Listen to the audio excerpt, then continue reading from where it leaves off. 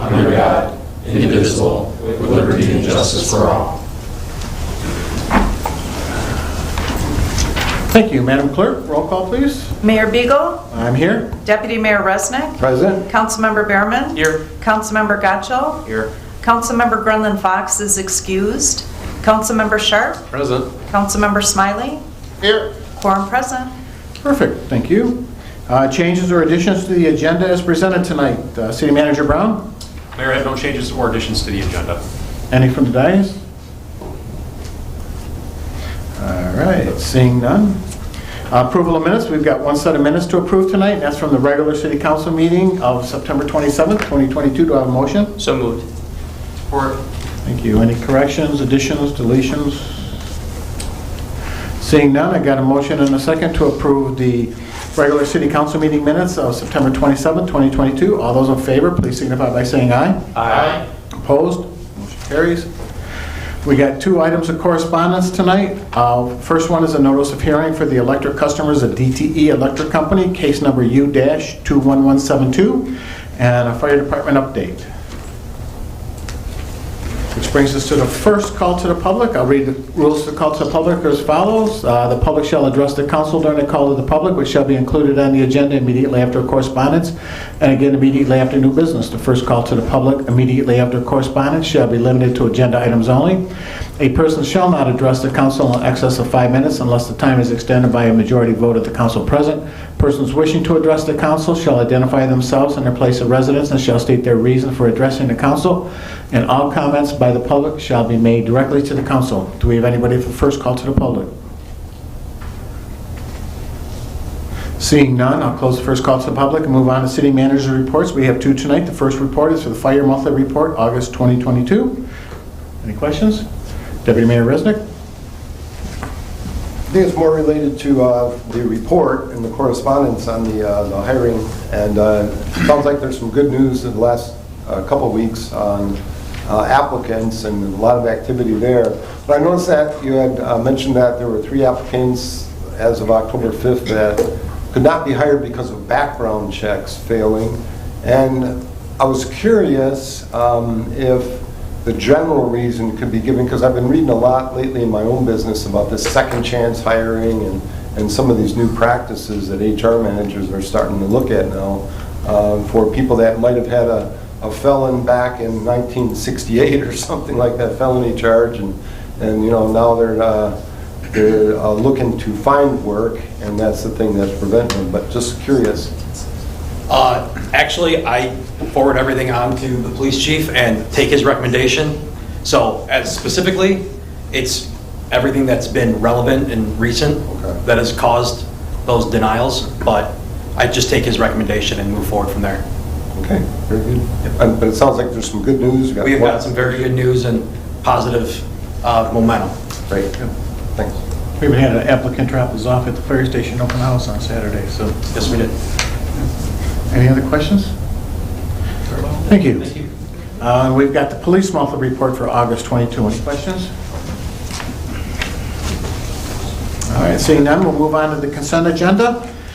All items listed under the consent agenda are considered routine by the City Council and will be enacted by one motion. There will be no separate discussion of these items unless a council member so requests, in which event these items will be removed from the consent agenda and added to the regular agenda at the end of unfinished or new business. Do I have a motion? So moved. Support. I got a motion and support to approve the consent agenda as presented. All those in favor, please signify by saying aye. Aye. Opposed? Carries.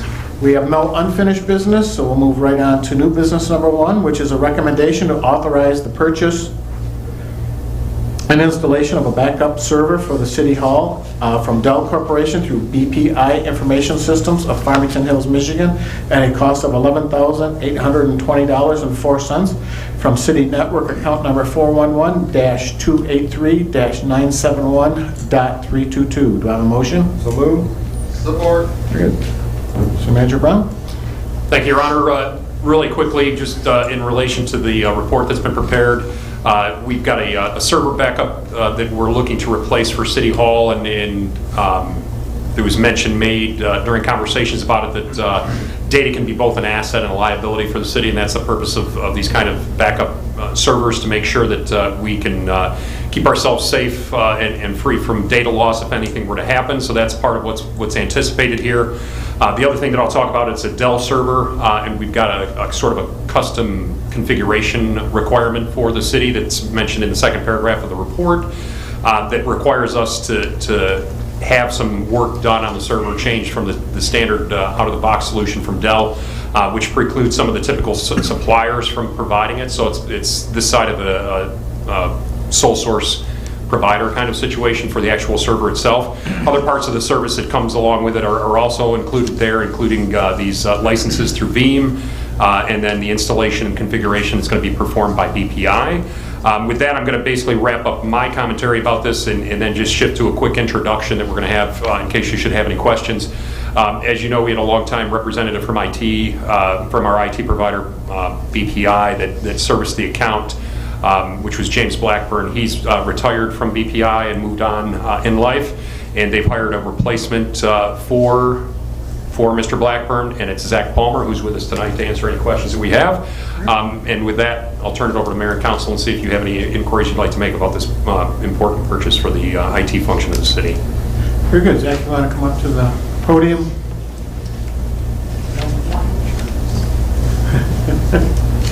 Oh, yeah.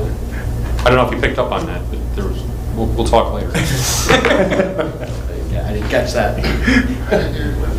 Eddie, you want to give a brief introduction here, first of all, and then we'll get, if you have any questions, we'll get to them. Yeah, absolutely. Excited to be here. My name is Zach Palmer. I've been filling in for James for 3 months now. Working with Wixom. I've met these two guys over here. I didn't wear my Hawaiian shirt on purpose tonight. That's maybe next There time. we go. That's what was. I was going to wear it underneath just as a look, but we'll save that for the next one once I get a little more comfortable out here. But yeah, we have our backup server here. It's a one-off system, so we have to personalize that, and we have Veeam, who we're a partner with, which we can administer and direct right into our portal right away. So it's a customized solution on both ends between the server and the Veeam product. Any questions? Deputy Mayor Resnick? Yeah, just one, Zach. Nice to meet you. And in terms of if we had a complete failure, how quick would we be back up and running with the backup? The backup, as soon as power is up, the backup will preserve everything and be in the cloud where we need it to be. So no valuable information should be lost at all. And then as soon as power is back to it, I believe it has a 1-hour system that it works on the backup. As soon as power is back to that system, everything stored in the cloud will presume where it was and will be stored securely. Okay. Very good. Thank you. Absolutely. Councilmember Gottschall? Thank you. Regarding just procedure on this, I guess for the city manager, should this be worded that we're waiving the bid since it didn't go out to bid and we are sort of treating it like a sole source situation?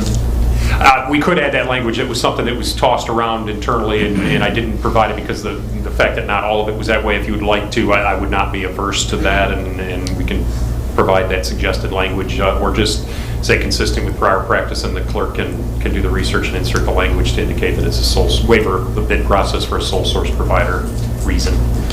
Okay. It was discussed. I guess whoever made the motion and seconded, if you want to do that, you can, but. I seconded it. Yeah. You can amend it. Could you say amended accordingly? I think. Accordingly, Yeah. yeah. That's all right with the council. I second the amending accordingly. Yeah. We don't have to stumble over the wording that way. I'm always in favor of it. Councilmember Smiley? Thank you, Mayor Beagle. Hi, Zach. Thanks for being here for this. Would you characterize this, as an upgrade rather than a replacement, or? I guess I'm trying to gauge just how big or critical of a changeover this is for the server, or is it more of a regular maintenance type of upgrade? No, it's absolutely an upgrade that needs to happen. So as you move forward, different security issues pop up. We have to be able to be ready to tackle those. And adding this, the current system that's in there, the current server, is out of date. So this server has all the bells and whistles that we need to do our job and keep all that information safe And if there is an outage and we lose that information, it's not going to be lost to anyone. It'll be stored in the cloud. This allows us to bring it in quickly and make sure nothing's lost in the process. So it's the best possible option we have, and that's the reason we customized it, to make sure it is that option. Okay, great. And then just one follow-up to that. And I know this is a moving target, hard to answer, but how often is an upgrade like this typically, would you guess, necessary? I believe it's typically 3 to 5 years, depending on what software and what server you get. So our job, what we're going for with this server is it's customized, it's a one-off. We're trying to make that last as long as we can. So I believe our lifespan on this one is 5 years. I could be wrong on that, but that's my I understanding. won't hold it to it. I just wanted to get a sense of it. All right. Thank you very much. Absolutely. All right, thank you. Thanks, Zach. Thanks, John. And welcome. Thanks. I've got a motion and a second to approve the recommendation to authorize the purchase and installation of a backup server for the City Hall from Dell Corporation through BPI Information Systems of Farmington Hills, Michigan at a cost of $11,820.04 from City Network account number 411-283-971.322. All those in favor, please signify by saying aye. Aye. Opposed? Motion carries. Moving on, new business number 2 is a request for authorization to participate with the Michigan Intergovernmental Trade Network to sell a surplus city vehicle and miscellaneous equipment by auction and designate Russ Pearson as the authorized agent for the sale of this property. Do I have a motion? So moved. Support. Very good. Mr. Stickler, this is just basically routine, correct? That we've done this before, and it's just giving you the authorization to put this on? Yes, And that's correct. we will not be auctioning the truck till a new truck comes in, correct? You are correct, yes. And do we have a date when the new truck comes in? We had a date. There was, during the installation of the box, our truck and trailer contractor that puts the implements on it noticed that there was a crack on the hood. So we sent it back to Freightliner for a repair on that before we receive it. We anticipate that within the month, or within next month, before the snow flies, that we will receive it. So Are you saying the snow's not going to fly till December? that's. Can we quote you on that? I said we won't receive the truck with any luck. Okay. But we don't want to take it out of service until we are assured that this one will be coming in. Right. And this is, the new truck is that tandem that we purchased back in June of '21.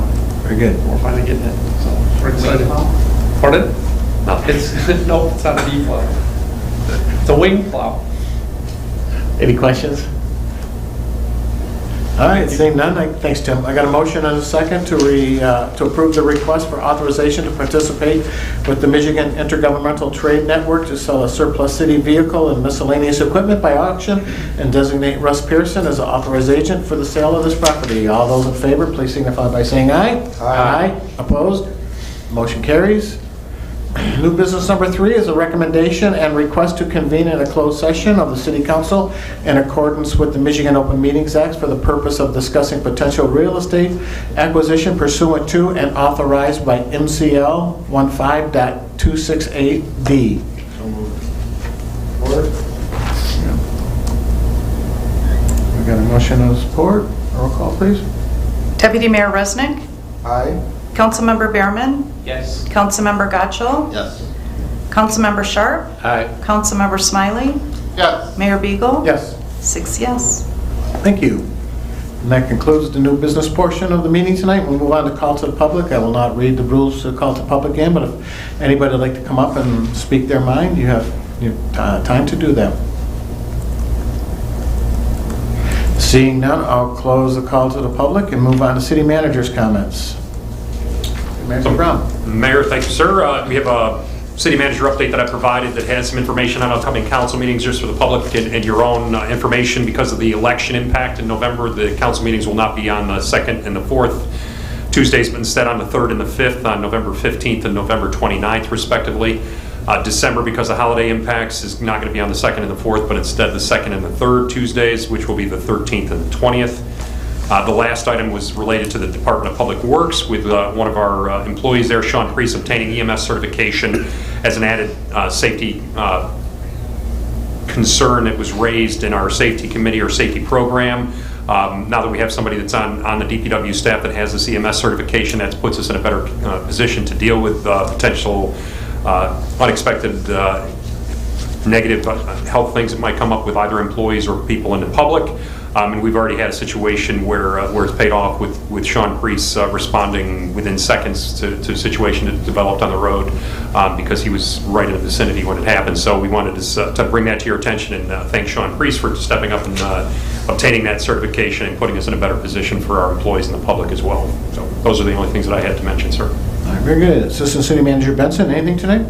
I do. Just two quick things. One, the transition to Carlisle Workman Associates for planning services has been going well. We'll have a more robust update in the next council agenda pack, but I did want to note that Planning Commission is planning a special meeting next Monday, the 17th, to bring back the Village Center area ordinance discussions. The intention is to, with updated maps and updated information, to make sure that Carlisle Workman fully understands what the intentions and desires of the Planning Commission are, tighten that language up, and then be able to bring that all back to City Council for consideration. So I just wanted to note that's moving forward. And also, since Mr. Palmer is here, I will note, you may recall last year, City Council approved an engagement with UHY Consulting for penetration testing and cybersecurity assessment.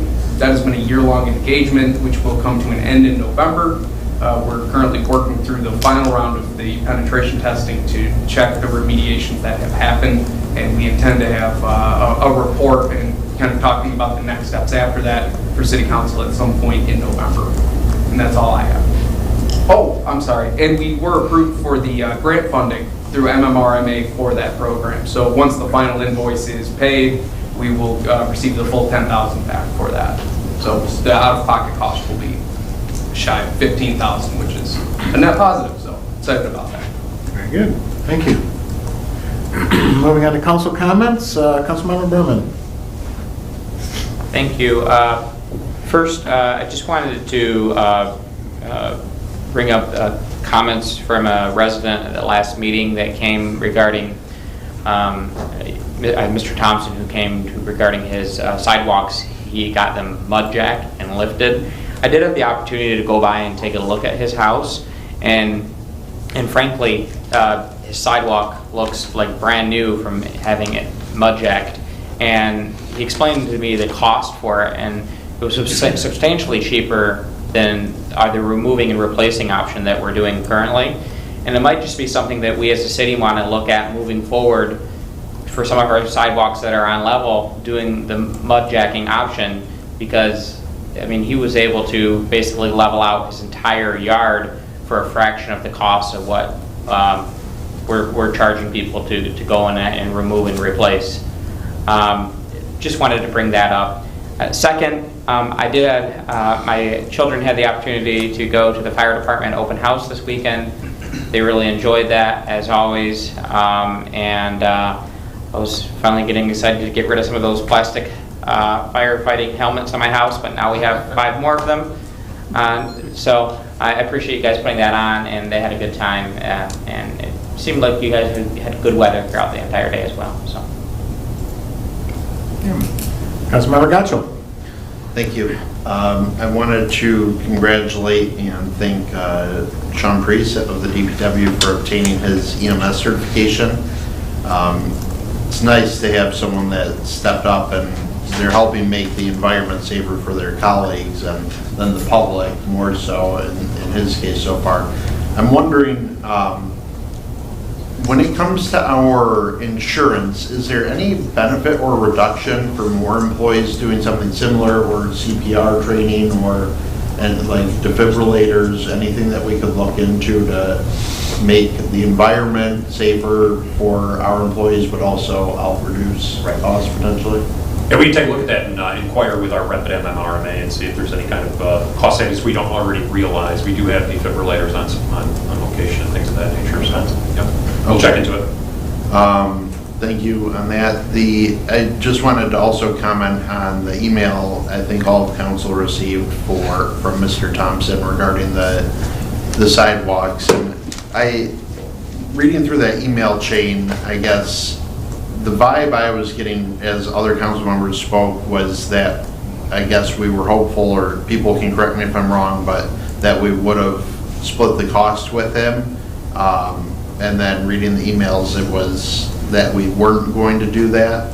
So I just, that kind of caught me. My expectation was that we could do that and honor it, because the email changed from what he said. I think he was, when he was here and spoke, he said it'd be a few years before we had a sidewalk program, which wasn't the case. The email, I said 4 months, I think he had mentioned, but still, it was something that was already in the works. So I don't know how everybody else feels, but I think we should address that and split it with him.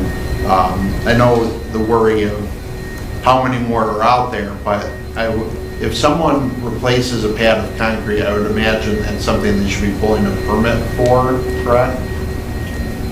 Usually, yes. So, I was gonna say usually. well, I guess that would be the first determination. Like, with a little research, we can figure out who pulled permits this year before the program was done.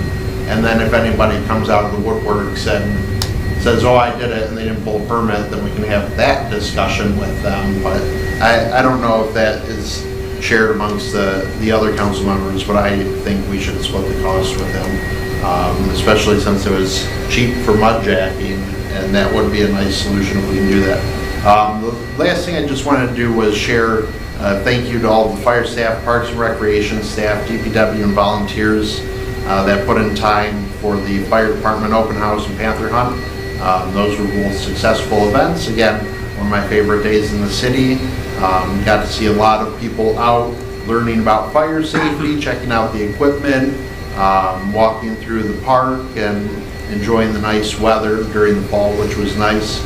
As a funny side note, my sister and her fiance were in town, and he's a firefighter and dispatcher in the Kalamazoo area, and they stopped by the fire department open house, and he kept taking pictures of all of our nice equipment, sending it back to his colleagues, and they kept telling him to steal things. So it's nice that other fire departments recognize the amount that of money that we put into our department, and I think with the recent contract negotiations that were worked out, we've already seen a little bit of a bump in applications. I think we have some good momentum, and we're pointing in the right direction. I hope we can just keep the momentum up and stay on a good trajectory there. I think we'll be in a much better place a year from now than we have been the last few years. So, thank you. You're welcome. Councilmember Sharp. Thank you, Mayor. First of all, it's a good thing we have that expensive pole barn to store all the equipment in, and so people don't steal it, I guess. I wanted to thank Interim Fire Chief Geisler for his letter on the update. I appreciated the tone, the content, the timeliness. Well done. It was easier to read than just the monthly report that's kind of standard. I really appreciate it. Sounds like we're off on a good foot to fill our vacancies and continue to improve the fire department, so thank you. The other thanks was to City Manager Brown and Clerk Buck for getting our city council packets posted to the website.